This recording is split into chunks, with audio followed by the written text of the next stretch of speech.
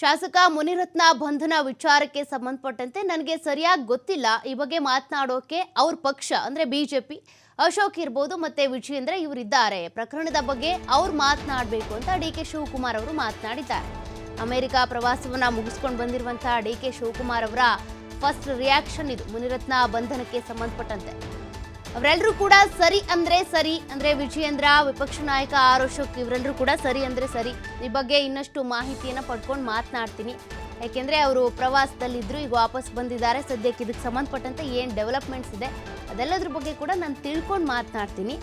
ಮುನಿರತ್ನ ಬಗ್ಗೆ ಮಾತನಾಡೋದಕ್ಕಿಂತ ಅವರ ಪಕ್ಷದ ವಿಜಯೇಂದ್ರ ಇದ್ದಾರೆ, ವಿಪಕ್ಷ ನಾಯಕ ಆರ್ ಅಶೋಕ್ ಇದ್ದಾರೆ, ಸ್ವಾಮಿಗಳಿದ್ದಾರೆ. ಅವ್ರು ಮಾತನಾಡ್ತಾರೆ. ಅವ್ರು ಸರಿ ಅಂದ್ರೆ ಸರಿ, ತಪ್ಪು ಅಂದ್ರೆ ತಪ್ಪು.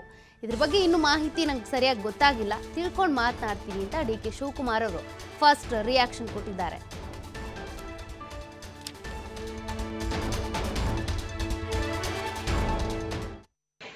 ನನಗಂತೂ ಗೊತ್ತಿಲ್ಲ, ವಿಚಾರನೇ ಗೊತ್ತಿಲ್ಲ.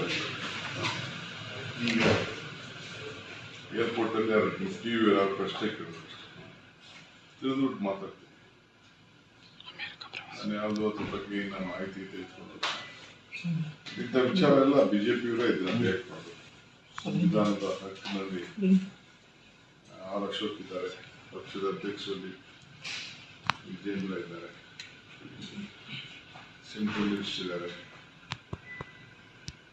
ಎಲ್ಲ ದೊಡ್ಡ ದೊಡ್ಡ ನಾಯಕರುಗಳಿದ್ದಾರೆ. ಅವರೆಲ್ಲ ಮಾತಾಡ್ತಾರೆ. ಸರಿನೋ ತಪ್ಪೋ ಮಾತಾಡೋದಕ್ಕೆ ಅದಕ್ಕೆ ಇವರೆಲ್ಲ ಮಾತಾಡಬೇಕು.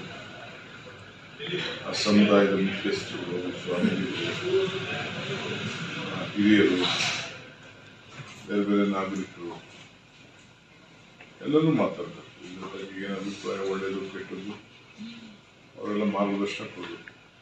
ಸರಿ ಅಂದರೆ ಸರಿ ಅಂತ ಒಪ್ಕೋಬೇಕು, ಸರಿ ಇಲ್ಲ ಅಂದ್ರೆ ಸರಿ ಇಲ್ಲ, ಇಷ್ಟೇ.